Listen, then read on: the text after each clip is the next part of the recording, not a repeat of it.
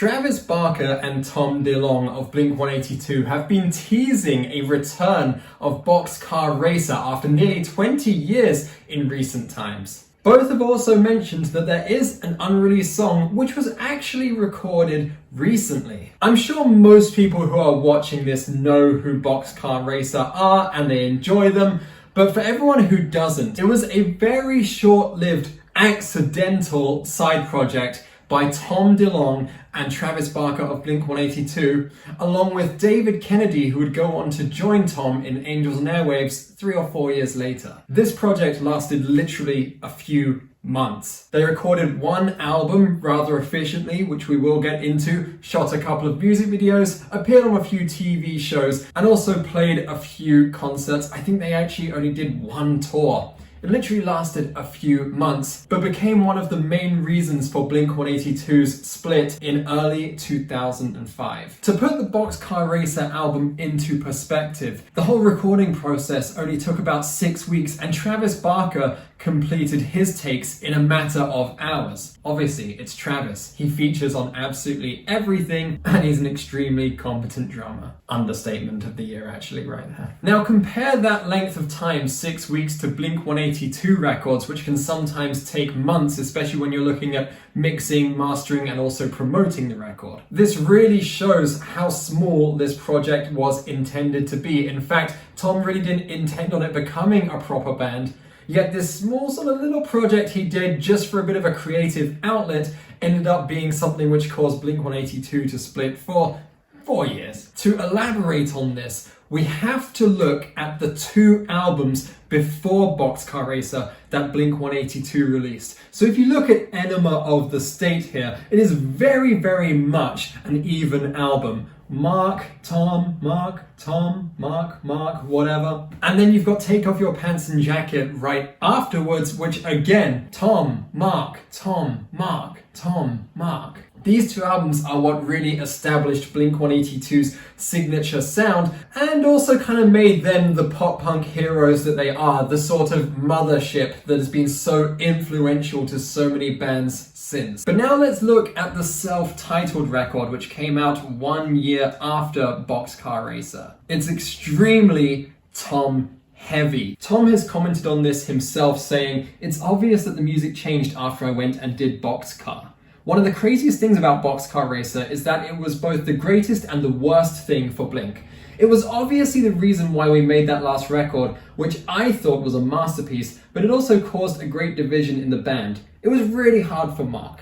He thought it was really lame Travis and I went and did that, but it was totally benign thing on my part because I only asked Travis to play drums because I didn't want to play for a studio drummer. It wasn't meant to be a real band." So Tom wanted to write heavier, more emotionally driven music, particularly that influenced by 90s post-hardcore bands such as Fugazi, who again, Travis Barker, I believe, actually introduced him to. Therefore, he threw together these Boxcar Racer ideas. Now, at the time that the recording process and the creative process for this was happening, they did have to cancel a tour, Blink-182 that is, due to some problem with a herniated disc in Tom's back, I think it was. So Mark was getting in touch with Tom. And he's saying to them, "Hey, let's exchange some ideas. Let's exchange some ideas for the next Blink-182 album. Oh, that sounds cool. I like what you're doing there." And he actually liked the ideas on this album by Boxcar Racer so much that he almost wanted to form it into the next Blink-182 album, but Tom was like, no.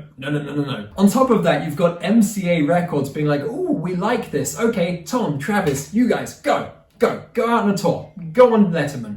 Go and promote this." And you got Mark at home like, "Hey, come on." You can see why this could have caused a little bit of a rift, but we're going to look at the album now and draw some similarities between the Boxcar Racer album and that 2003 album, but also the albums before it, because I don't think it was such a departure from Blink-182's sound that it should have caused this problem. In fact, I didn't think that it was segregative at all. I actually thought it was very integrative to that style of music. Obviously it would be. It's got Tom Delonge and Travis Barker in it. I mean, what do you expect? So let's look at this album and see what came of it. And yeah, let's have a little breakdown. You see, because in my opinion, the first track, I Feel So, along with There Is and probably Watch the World, I wouldn't say that these are songs which I'd expect to hear on the Blink-182 self-titled album. I don't draw those similarities. I actually think you can hear these songs on the albums before Boxcar Racer.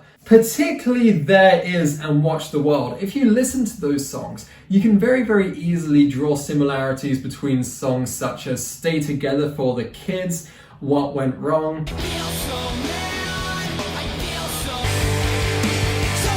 and maybe even Shut Up, those slightly heavier and a little bit slower, more emotional Blink-182 songs which were released in 2001, still pretty early on. Now, All Systems Go, the second track, that is obviously very, very heavy, and this is where Tom is probably referring to when you notice the sound on that song versus songs such as Up All Night by Blink-182 on their 2011 album Neighborhoods. They are very, very similar and definitely have the same kind of style. Slightly heavier riffs, not that generic C, G, A, F. Now, my two favorite songs on the album, which I find really interesting, which I don't find a post-hardcore at all, would be Cat Like Thief along with Elevator. Now, I really like those two songs, and actually, if I had to describe them, I would think they were more creative melodic rock rather than punk rock or post-hardcore.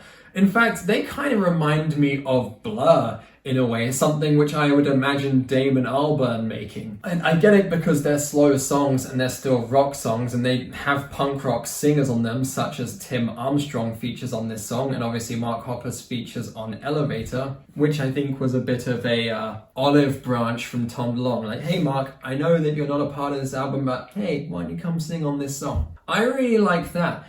But again, the riff is not too different from Blink-182. I think that this is such a banging album. If Boxcar Racer had come out and done a full-on post-hardcore album, and what I mean by that is more 2000s post-hardcore, we're talking things such as, I guess, Thursday, Chiodos, Under Oath, Fear Before the March of Flames, Circle Take the Square, that kind of thing, that would definitely be so different that I'm sure Mark would hear it and he would be like, no, I don't actually want to do that. That's like totally different from Blink-182. Music that sounds like very, very heavy with pure heavy riffs and melodic breakdowns would be completely different. I think this Boxcar Racer album was the precursor for Blink-182 to very much become the Tom project, as it sort of did with Neighborhoods, which, by the way, if you don't know, Neighborhoods, their reunion album in 2011, was actually recorded in separate studios. Mark and Travis, I think they were in LA and Tom was down in San Diego, and yeah, it was very much a, oh, here's a song, send the file, I'll record this, send it back kind of thing, which is a very strange dynamic. Obviously it worked for them because they've got families and other commitments, and Tom has two bands and Mark had like a TV show and stuff like that. But again, it felt like Tom was very much the driving creative force. Hey guys, we're gonna do things my way right now. And I'm not taking sides here, but I want to say that it's strange that Boxcar Racer caused such a rift and caused this hiatus which broke many Blink-182 fans' hearts, because I don't think it was so different that it was completely segregated from Blink-182. Other than that, I would say Letters to God, again, a very, very creative song, and my first punk song, again, extremely just good, heavier melodic songs, which definitely would not have fit into Blink's sound. But yeah, really, really good. They're obviously just a bit of fun for Tom, and I really, really appreciate them. All in all, this is a great album, and you look, if they kept going and released a second one and a third one, I would listen to it, I would love it. I don't really have a bad thing to say about this album. As you probably noticed, I'm not being like, that's a terrible song. Oh, that sounds horrible. Oh, it just doesn't make any sense, which I would about other bands. But this, I love this album. I think it's great. I still listen to it, and I listen to it, you know, it's been out for nearly 20 years. It will be 20 years old next year. I absolutely love and appreciate it. So that's all I have to say on Boxcar Racer and the strange one-off, very short-lived project and album that it was. You know, and for an album to just get a quick promotion tour in small venues as well. Very, very interesting, very cool. I think There Is one of my favorite songs that Tom has ever written, and it's very cool that he still performs that live, in fact, and that Angels and Airwaves perform it as well. That's really, really awesome. Awesome, guys. Well, I really hope you enjoyed this video. Let me know what your thoughts are down in the comments section. As always, please hit the subscribe button for more music news, reviews, and other music talks, and I will see you soon.